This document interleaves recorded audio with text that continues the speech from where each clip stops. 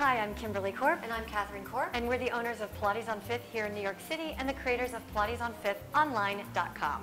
Today we're here to talk to you about the reasons to roll. And why we roll. And why we roll and love rolling. So it's called self-myofascial release, SMR. Yeah, you'll see some videos on YouTube and it will say if you're doing SMR, and if you don't know what SMR is, it could actually kind of sound strange, but self-myofascial release. Yes.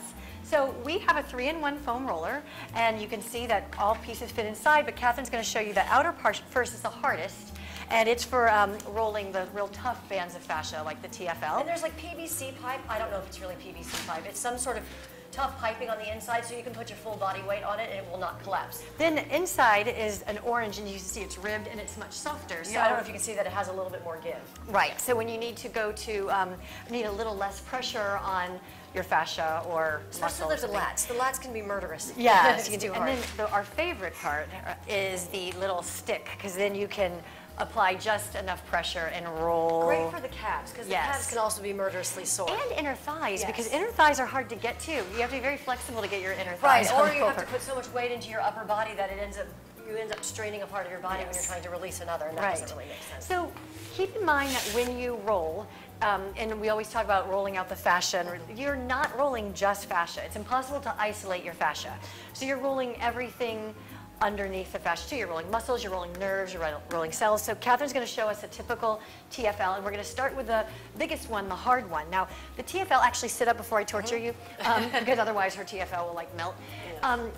Fascia comes in different consistencies in the body, so the TFL happens to be one of the tightest. It's like your bed sheet. You're really woven. Especially going down into the IT band. Yes, in the IT band. Yeah, that's what I meant more. Yes. You're right. I meant more the IT band than I did the TFL. But it's the IT band is super, super tight. It's like your sheets that are, you can't pull apart. Right. Whereas with a knit sweater, you can kind of do that, and you can see the weave in them. Other bands of fascia are looser. So or like socks. Like when you put on a pair of socks, they're not the size that they were when you saw them in the drawer. You put them on and they stretch. They give. Whereas your bed sheets wouldn't do that. Right.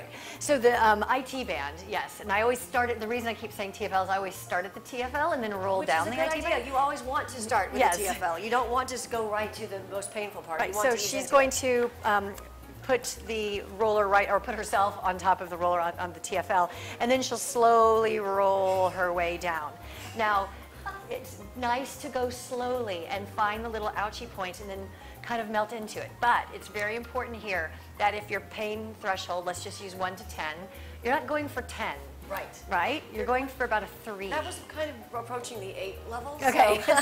So because hers was approaching the 10, we've downsized to the orange one, which is a lot softer and a lot more pleasing. And you want to find that point where it's like, oh, it hurts so good. You know, like when you get a breathe. Yeah. Like if you can't breathe, then you probably need to ease up a bit. Ease up a bit, yeah. And it's never good to be bruised after you roll yourself. It's true. It's like that's definitely a sign that some damage was done. It should feel good. Like we've all had a massage where they dig in and afterwards you're like, oh, but you do have skin cells on top of the muscle and the fascia, and so you don't want to go too much. Now, we're going to pretend you're going to try to roll out your inner thighs with a roller. Gotcha. So this is why we have this. So it's not very graceful. It's not graceful. So I'm trying to do it in a way so you can see. I think I might do it at this angle. Yeah. So whoops. Yeah. So if you do that, you can see that it's very awkward. A lot of people don't have that flexibility. Right. But the inner thighs are some of the most important things. Good. Yeah. Some of the most important things to release, because they don't get a lot of attention. Many people have groin injuries and stuff like that. But you can sit, and this would be nice. Like I feel this immensely, and I can apply the pressure that I need to apply and ease up as I need to ease up. Now, it's nice, don't just go like this, back and forth. It's not like you're not baking cookies.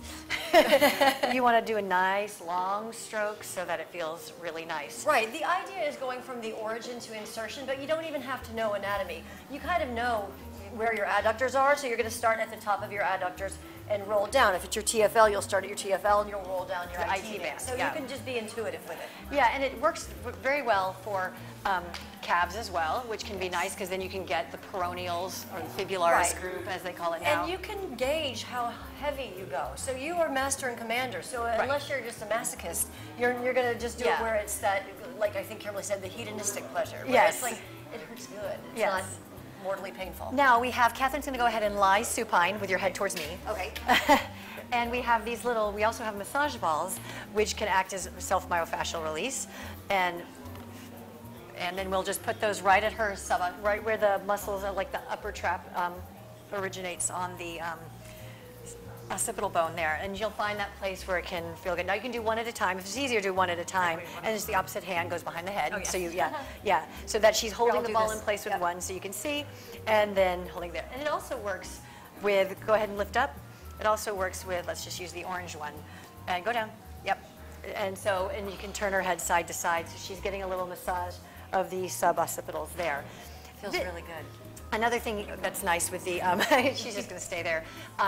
There's a nice trigger point in the calf, the lateral calf, where you can place the ball under there. And I'm just, do you see where it is? It's right there.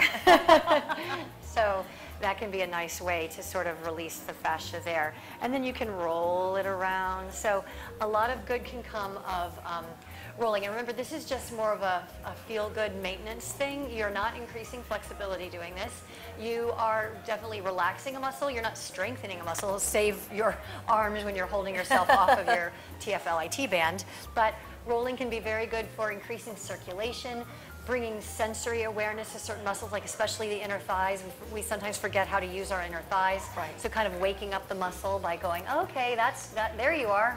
I'm supposed to use you. And can be a very good thing. You can roll before you work out or after you work out, but just know that you don't want to overdo it before you work out. Right. You might want to do it just to get the pliability that you need to do the task at hand.